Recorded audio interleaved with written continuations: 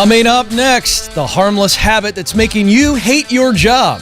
I'll tell you about the greatest failure you could make in life. We'll take your calls and your chats. It all starts right now.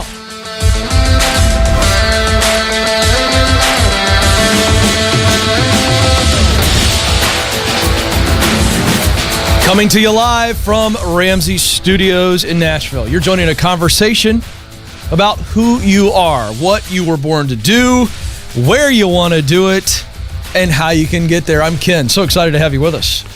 It's going to be a fun show today. I just feel it. It's Friday, and while the rest of the world is just kind of trying to slow down and coast into the weekend, I got some extra juice. So much juice that I ran in here 20 seconds before the show. I'm talking at my desk, the stuff we're dreaming and scheming about. I was like, oh my gosh, I got to go. I'm live in like 2 minutes. So, sorry to the crew. Nathan, the director, you can't see Nathan, but he's back there going, whew, whew. So I apologize. This is a good thing. And I'm confessing to the audience, Nathan, because here's why. It is possible for you to get that excited about your work. And I'm not patting myself on the back. I'm actually making fun of myself. I lost track of time. But how many times have you heard me on the show say, what's the work that when you're engaged in it, time seems to just disappear? That's what it is for me. And anybody who works with me, they laugh about me and probably talk about me behind my back because I can get distracted on something and just go and go and go. But is it a distraction? No. That's passion. High levels of emotion, high levels of devotion. So, I'm fired up. I want you to finish well today. We're going to give you some great information, starting with this. What is that habit that's making you hate your job? Great article from payscale.com. I really love this article. And here's your warning. This is going to step on your toes. It stepped on my toes when I read it. So I was like, if it's stepping on my toes, then I need to share it with the audience. Wondering why you hate your job. It's possible that you're venting about it a little too much. The habit of complaining. Oh boy, watch out, Ken. It's Friday and you're talking about complaining. Complaining can hold you back in a lot of ways. We're going to break that down. Now, listen to this. And when you hear this data, be honest with yourself. Is this you? Studies show that people complain about 30 times a day on average. 30 times on average. I know, Nathan, I know you don't complain. But it is a safe assumption to assume that the people that are complaining on average 30 times a day, they're griping about work. We know this. Now, here's the deal about complaining. The actual habit of complaining is strengthened with repetition. The more you do it, a couple things happen. Number one, it feels normal because you've done it so much. It's like, oh, well, this is my normal operation here. I just complain about everything. And then this is the scary second thing that happens. You're carving a deeper groove. If you're surrounded by other people who complain about a lot. Birds of a feather flock together. It's an old phrase. It's true. I could walk into any office in America and I could find a complainer and follow them around and they would be hanging out with other complainers. They're in the lunchroom like a bunch of vultures. It's just like, it's like, you ever driven by roadkill? Have you? Yeah. What do you see when you see roadkill on the side of the road? You see either some crows or you see those nasty vultures, and they're always hanging out together, aren't they? It's rare that you see one bird over there nipping at the carcass. They're together. Why? Because vultures like to hang out together and they're just tearing things apart. Stay away from vultures that are complaining all the time. All right. How does this affect your career? Number one, complaining affects your mood. We know from research that complaining worsens your stress or can cause stress, obviously. Others are dragged down by your complaining. Humans by nature are empathetic. So you start complaining around somebody who by nature may not be a complainer, and you start complaining around them, they're going to go, oh, yeah, the world really does suck. I'm going to complain a little bit too. It also damages your professional reputation. You complain a lot, healthy, positive people are going to start to shun you. Hear what I just said. You get the reputation to be a complainer, people aren't going to want to hang out with you. That may be one reason why you're stuck, why you're getting overlooked at work. Nobody wants to promote a complainer. And then finally, you learn to focus on the negative. Our brains, we talk about this a lot on this program, that fight or flight lizard brain, you've heard people talk about this, that's a natural survival instinct that our brain has for us, okay? Which means we're constantly kind of on the lookout. Is there something dangerous here? So that's what they call the negativity bias, the scientific term for this. Well, here's the deal. We're already predisposed to that. So if we get in a habit of complaining, guess what? Our brain's going to do it all the time. 844-747-2577. Fire those chat questions in here. We're looking for them right now. If you're watching, give us a thumbs up. Like today's episode, share it, subscribe. That's how we grow. So if you're enjoying this conversation, you are the ones that'll help us. YouTube pays attention to your activity, and then they throw that into an algorithm. So if you do like what you're consuming here, help us that way. Fire those YouTube questions. We're going to get to those a little bit later. 844-747-2577 is the number. 844-747-2577. Chloe starts us off in Salt Lake City. Chloe, you're on the Ken Coleman Show. Hey, Ken. Thanks for taking my call. Sure. What's going on today? So I'm 20 years old. I recently graduated with my degree in welding technology. Hey, Chloe. I'm working Chloe, I'm sorry to interrupt, but you're really muffled. Let's see if we can get that phone repositioned so we can hear you clearly. Okay. Is this better? Not so much. Let's try something else. One more time. All right. How about that? That's better. Let's give it a shot. So I heard that you're 20 and you just recently graduated with some type of welding degree. Is that right? Yes, that's correct. Okay, go ahead. So I'm currently working as a welder and an automation technician. Okay. I'm really enjoying it. There's really good money in it. Mm-hmm. But eventually I want to end up pursuing a career in fashion design. I've always wanted to do that. Okay. The welding and the automation technician work will help put me through school and pays good money to help potentially start a business in the future. Okay. But I'm wondering what I should keep in mind with the timing of my career change. I love this question, and I love what you're doing, Chloe. You literally are the model for so many callers that call in on this show. You have got a good gig right now that's paying you well, and you actually enjoy it. And I actually see the connection between the welding and the designing, the fashion. I really do see a connection. I think it's a really interesting connection. And so continue to keep working and stocking money away, because you're right. It's funding your future. I say that all the time. Your day job is funding your dream job. So I'm so proud of you, Chloe. I think it's a simple answer to your question. I can't give you an exact timing, but you will determine the timing. And the timing is this. When you save up enough money, okay, or you have enough money to cash flow your way through the fashion schooling, the fashion design schooling, for lack of a better phrase. I hope I'm saying that right. Right. When you have that either saved up in the hole, or you can cash flow your way through it, and then you get done with that degree, which is the education you need to get qualified and to get in, then you start getting connected and you start using the proximity principle while working in that day job. Keep stacking money away. Chloe, you're wealthy. You're debt-free. That's your mindset here. I've got the qualification now.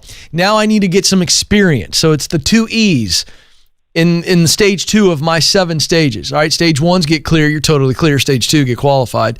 And you're in the process of getting there.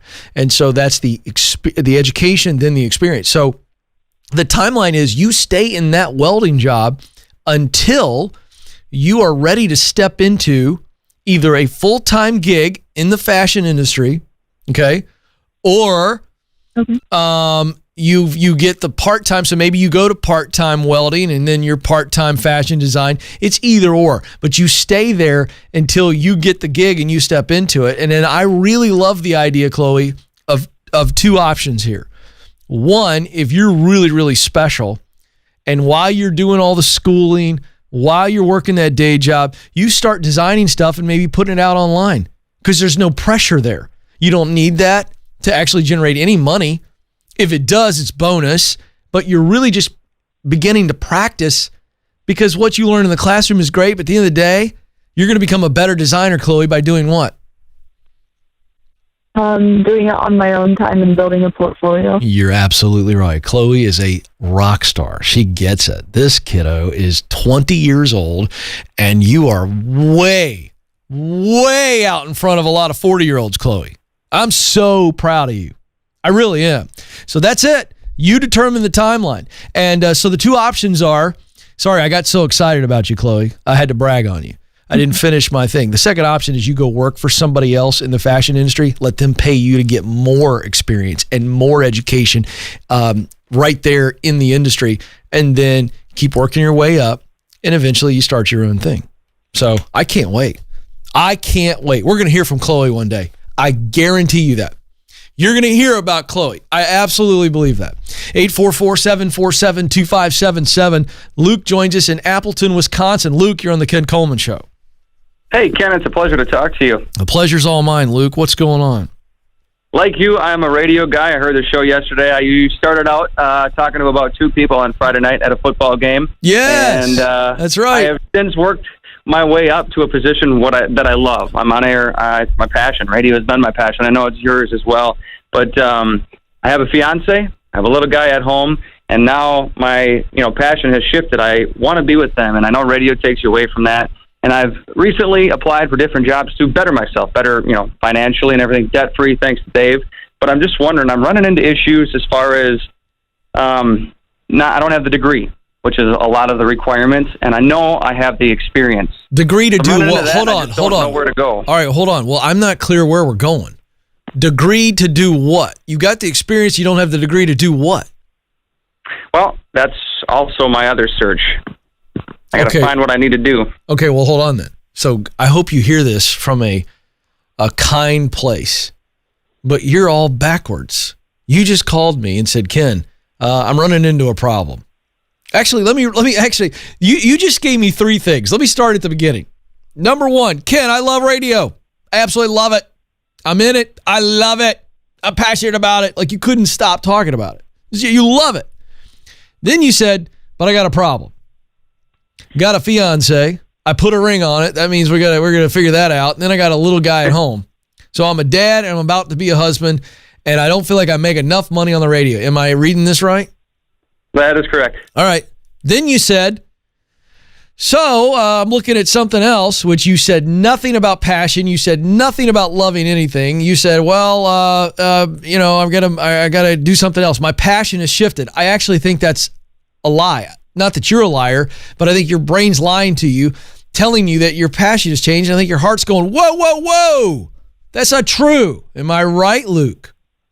I can't argue with that. Oh, boy, I love it when I'm right because it's on your behalf. Now, let's keep going. So then you said, but the problem is, Ken, everything says I need a degree, but I've got the experience. And I went, oh, well, that's interesting. So what is it that we want to do? And you went, I don't know. Does that make any sense to you when I repeat it back to you? Makes no sense. It doesn't. Okay, so let's start with how much money do you make in radio right now? Mid-30s. And what is the number that you called in your head to? You have a number in your mind. That's why you called me. And if I were to just put you in a corporate job right now, giving you a salary that makes Luke the father and Luke the future husband feel really good about himself and what he needs to be able to provide, what's that number? Mid-50s. Okay, so we're talking about a $20,000 or $18,000 to $20,000 more, yes or no? Yes. All right. Where could you make, just for the heck of it, let's just play this out. Don't overthink this. Where could you make $18,000 to $20,000 more in radio or broadcasting? Voiceover work, side hustles. All right. Now let's just do another little juxtaposition. This is one of my favorite words. I know it's a 50-cent word. It just means we're going to look over here. We're going to look at option A, option B. Okay. Option A. Luke stays in radio, the thing that he loves to do more than anything else. He starts doing some voiceover work, some other stuff, some other side hustle stuff, and he comes up with that 18 to 20 that makes him feel like he's a good provider. All right, that's option A. Option B, Luke tries to figure out something that just gives him a steady $50,000 to $60,000 salary, and he feels good about himself early on until 6 months in, he goes, I miss the radio. My heart is literally drying up inside of my chest. Option A or B, Luke? What do you think the audience would say? Got to stick with your passion. I know that. Yeah. Now, here's one other little thing. Let me throw a wrinkle. I always like to throw a wrinkle. What about option C? What is it about radio that Luke really loves? What is it about broadcasting that really makes Luke's heart come alive? What is the role that Luke is really excited about filling? And then is there another way to do that? That's not radio, but it's the same role, the same result that Luke gets fired up about. Luke, just for fun, tell us, what do you love most about being a broadcaster? And then what is the result of your broadcasting that you look at the end of every day and go, this matters to me? I love giving back, helping people out, and making them smile. Great. That's the result. Okay? Tell me what you love about actually broadcasting itself, the actual work of showing up every day and being live without a safety net. What do you love about it? It's not work. It's fun. Why? Why is it fun? Because I get to do what I love every day. Nah, it's a bad answer. Go deeper. Why is it fun, Jeff, when the light goes on and you're the only person talking on the mic? Be honest here. Go deeper. Why is it fun? They're listening to me. They're listening to what I have to say, and it's fulfilling to know that. Yeah, we go. Why? Because you like to perform under pressure. That gives you the juice. Am I right, Luke? That's right. Now we got deep, because that's the same answer for me. Anybody who loves public speaking in front of large crowds, going on TV, or being on the radio live, we all share that commonality. Okay? We're the freaks of the world because most people fear public speaking more than death, except for nut jobs like you and me, Luke. We love the pressure, right? That's true. That is true. I know it's true. So here's the deal. Let's have some fun. What would be another way that you could do what we just detailed out, but it's not on the radio? How could you do that somewhere else and be just as fulfilled, because you're dealing with that pressure to perform, to create a result that makes people's lives better, even in the few moments that they're with you? How else could you do that? Give me one option. Off the top of my head, I'm drawing a blank. No, I'm going to force you to do it. I'm going to go a little long with you because I'm going to force you to throw something out. What is it? What would be another way you could do what you're doing? Performing? Local theater. I mean, that's... Local what? Theater. No, that you're going too extreme. You're going to starve doing local theater. Okay, that's not a full... Oh, you're talking job-wise. Okay. Yeah, I'm saying in the marketplace, how would you... There are other ways to do that. You see what I'm saying? Here's the deal. I'm going to let you off the hook, but I want you to grab what I just did. All I did was ask you to tell me, I said, forget radio, but let's talk about the actual thing you're doing and why it gives you the juice, and you told me. Oh, Ken, I like knowing that everybody's listening to me. All eyes are on me. It's about performing. I love performing under pressure. Okay. Well, there's a lot of ways you could perform under pressure, Luke, in the marketplace. You get that? I get it. Now you get it. And so what's the result? Well, I want to be able to lift people with my public performance. There are multiple ways you could do that. Okay? So you have to think through that. But I actually don't think you need that exercise. I think you need to stay in radio, and I think you need to find a way to make more money and still stay in radio while you're still kind of raising that antenna that I just gave you that you've never thought through before. But let me give him an example, folks, before we move on.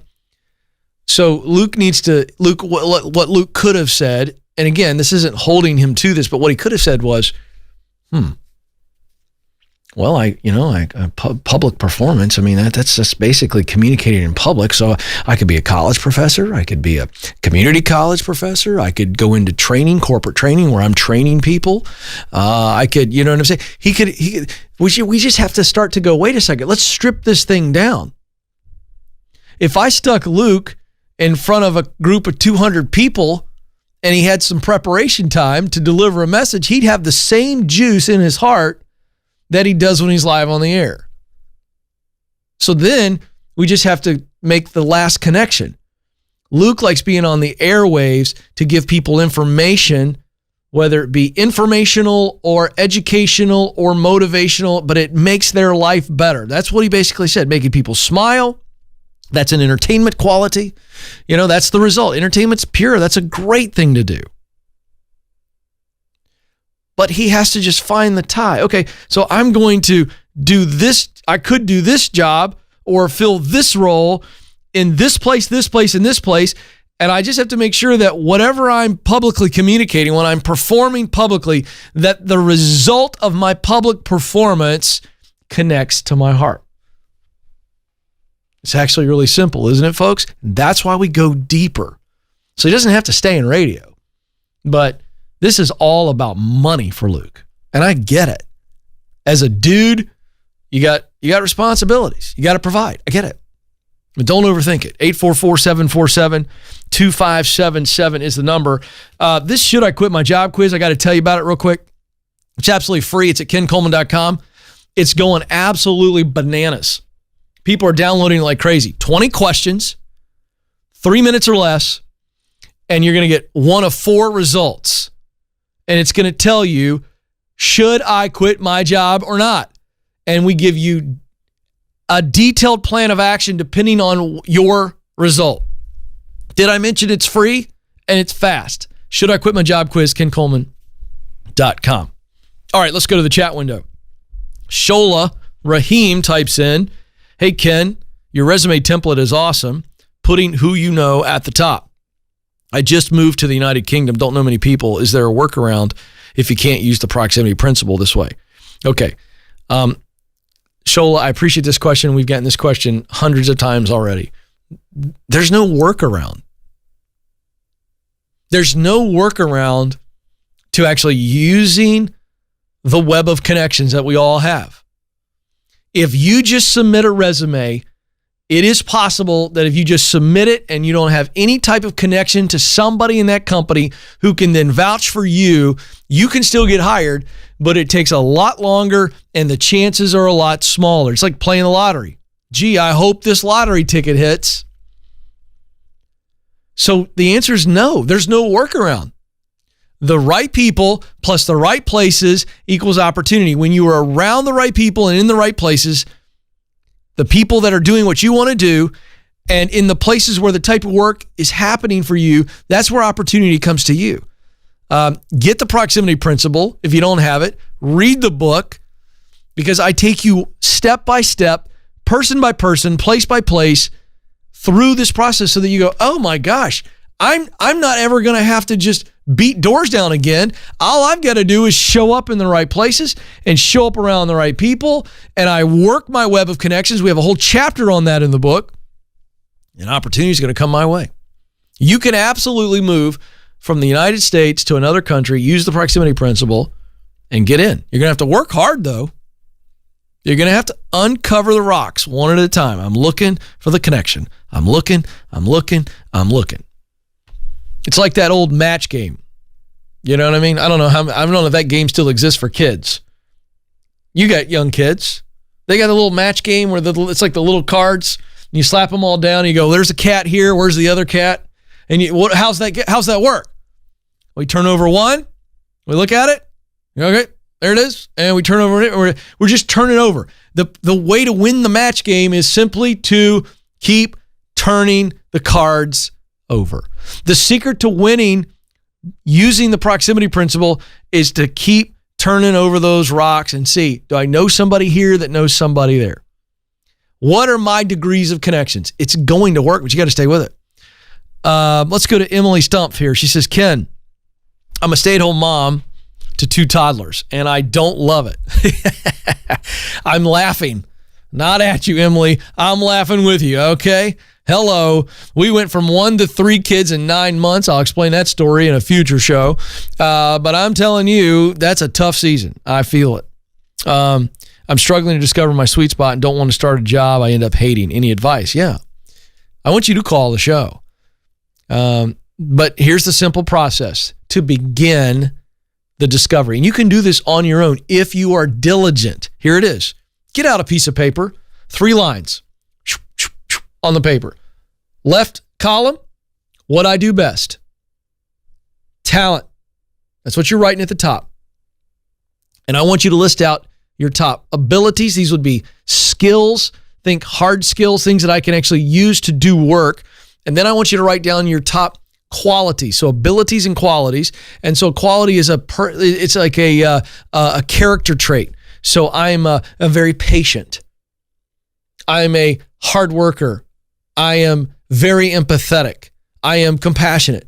That's a quality, a character trait that is also something you can use. So write those things down. Second column, right at the top, passion, what I love to do most.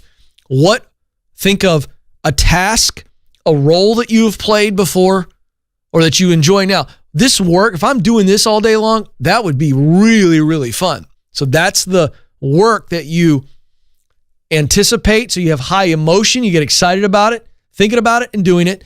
High levels of devotion. That is, I find myself when I'm engaged in it, I just keep going and going and going. I don't want to stop. So that's emotion, devotion. Third column, results, mission. And then it's results that matter most. And then write down, who are the people I really want to help? What's the problem that I get fired up about solving? Or what solution would I want to bring to those people with that problem? And boy, those results matter to me. So if I use what I do best, left column, to do what I love to do most, middle column, to produce a result that really matters deeply to me, far right column, now that's the sweet spot, right? That's where they intersect. And so that's the process to figure out the sweet spot, okay? So start there, but I really want you to call. That's why I do this show every day, for people to have access to me to be able to call in. I'm going to take good care of you, okay? I promise. But I can't go back and forth with you in a chat window. All right, 844-747-2577. We'll get back to the phones in a moment. But I want to share this thought with you. We talked about this at the top of the program. What's the greatest failure in your life? What could possibly, everybody's afraid of failing. Like, it's terrifying. Oh, I don't want to fail. Oh my gosh, what if I fail? Everybody's terrified of failure. But I say, and any successful person says, that it is the failures in my life that moved me forward. You can't make progress in your life. Listen to me. You can't make progress in any area of your life, not just professionally. Physical progress, relational progress, spiritual progress. You can't make progress without failure. Because when we move into new territory and we do new things and we attempt to move forward, guess what? We will stumble. In other words, we will fail. But it is when we fail that we were able to look at the failure, we step back and we go, what did I do wrong? What did I do right? What do I need to remove from the process? What do I need to improve? Okay, so failure is actually a good thing. Parents, quick aside here. Stop protecting your kids from failure. Would you please, parents? I got 3 kids. This is a deal I deal with every day. I got a 14-year-old, an 11-year-old, and an 11-year-old. So I'm all the time trying to protect my kids. But in protecting them, I'm not letting them fail, which means I'm not letting them actually feel the sting. And they go, oh, it's not that bad. Failure's not really scary. Oh man, sometimes I say stuff and I'm just like, is this going to offend people? Because I'm not in the game of offending. We don't do politics here, but I got to say this. I'm going to step on some more toes. And then I'll get to the teaching, the biggest failure. I'm on a rant right now, but it's the Ken Coleman Show. So I'm going to say what I want to say, okay? Because this is really good for you parents. And please don't be offended, but you need to hear this. And let me say this, last qualifier. I'm preaching to myself here. We have millions and millions of people in this world that are terrified to fail because their parents protected them from failure. And parents, I get it. We don't want to see our kids in pain. But sometimes we got to let them touch the burner to burn their little fingers so they go, I'm never going to touch the burner again. I know, graphic example, but guess what? That comes from my life. Never forget it either. 6-year-old Kenny Coleman decided to touch the burner. It was one of those electric stoves. Why is that orange? Life lesson. Don't touch the burner. Yeah, you know what? Shocking information, folks. Never touch the burner again. To this day, when I cook at my house, I'm a little gun shy. I'm easing in there real careful like, right? I don't want to get burned. All right. Now that I went on the rant, parents, please let your kids experience failure. Then walk them through the failure. And they're going to be really, really resilient adults. All right. Here it is. The greatest mistake or the greatest failure that you can make in your life. And this comes from an Elbert Hubbard quote, and I absolutely love this, so I want to give him credit. He said, the greatest mistake you can make in life is continually fearing that you'll make one. So our greatest failure is allowing the fear of failure to keep us from doing anything. If you are so horrified and thus paralyzed by the possibility of failure, it's going to keep you from doing anything that would actually have the chance of failure. And these are the timid, miserable souls that sit on the bleachers of life, and they're watching the rest of us play the game. So here's the deal. Start to embrace failure as something that does not have to kill me or harm me.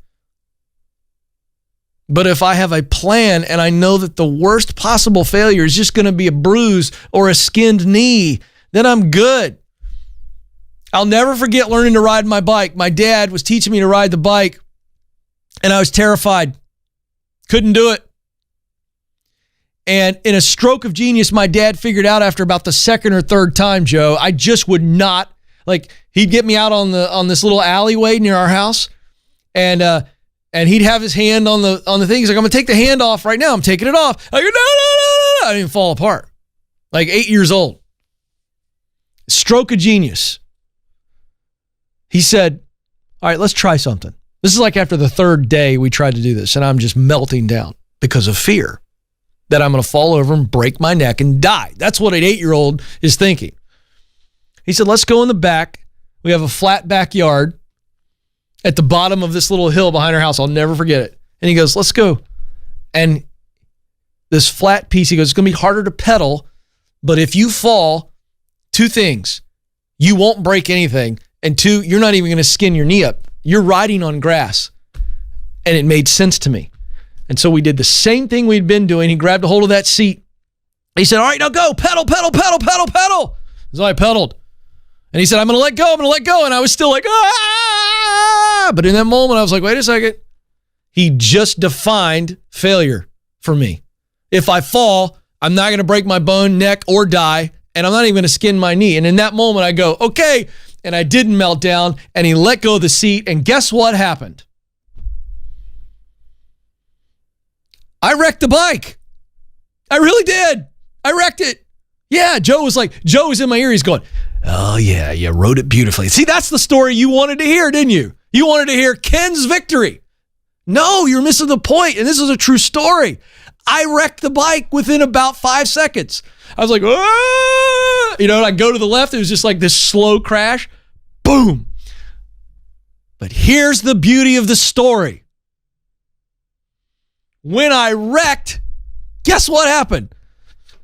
Kind of gathered myself, and I'm still halfway under the bike, and I realized for a second, wait a second, I'm alive. Wait a second.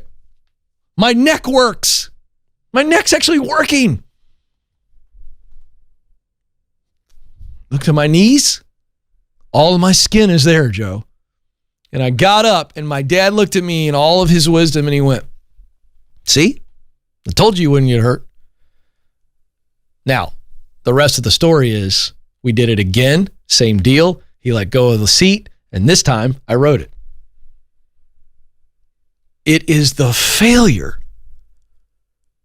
that we must step into because it is the actual fear that is paralyzing us. So we've actually got to experience the failure to realize, wait a second, it's not as bad as my fear told me it was going to be. Nowhere near as bad. All right, epic long rant. I can't get back to callers, but I'm going to tell you something. If you're new to the show or you've been listening to the show, you've heard me address fear so many times. I've never shared that story of me riding the bike. It just popped in my mind, but I'm going to tell you something. That story that I just shared is as real as some of the fear that you men and women are facing about stepping into the calling that the creator of the universe put you on this planet to fill. You're terrified to actually step in to the role that you were created to fill because it requires change. And change is scary because we don't know exactly what the path is going to look like. We don't know exactly what the timing is going to look like. And because of the unknown, we get afraid and we go, what if I fail? What if I start that business and I fail? Well, your brain is telling you you're going to be homeless and starve. That's a lie from the pit of hell. You're not going to starve. You're not going to be homeless. Stop thinking that garbage. Well, what if I change careers and I go take a job with a company and it doesn't work out? All my friends are going to think I'm a loser and they're going to just abandon me. No, they're not. Whatever your fear is, fear of rejection, what's it going to feel like if I apply for a job and they say no? It's going to hurt. I'm just going to tell you that right now. You're going to deal with insecurity and it's not going to feel very good. But guess what? Welcome to life. You can't ride a bike until you wreck it. So I'm here for you, and I'm so fired up about this because I'm seeing it every day. And let me tell you this. I said this on yesterday's show. You cannot eliminate fear from your life, so get used to it. Embrace it. Some of you are trying to remove all fear from your life, and that requires you to do one thing. Put on a giant padded suit and go sit in a padded room. Well, I can't get hurt here. You want to know why you're miserable? Because your soul's saying, get out there. Be who you were created to be. Go love somebody. Go touch somebody. Go make an impact. Go influence somebody. And that's your heart and your head's going, no, don't do it because you might fail. Ah! All right. You think I've beat up fear enough today? I think so. I think I've given a pretty good whipping. And that's what we need to do for each other. Express your fears to people. Get it out. Talk to somebody. Hear how silly it sounds. Put it on paper and look at it and go, oh my gosh, this is silly. This is not going to happen. If I have a plan, it's not going to happen. I'm going to be okay. I know that you're supposed to do something that somebody needs. Figure out what it is and understand that if I've got to move forward, I'm going to fail. There is no moving forward without failure. All right, Joe, I'm out of time. I'm fired up. Hey, you matter. You do have what it takes. Thank you so much for joining us. Until next time, this is the Ken Coleman Show. Press on.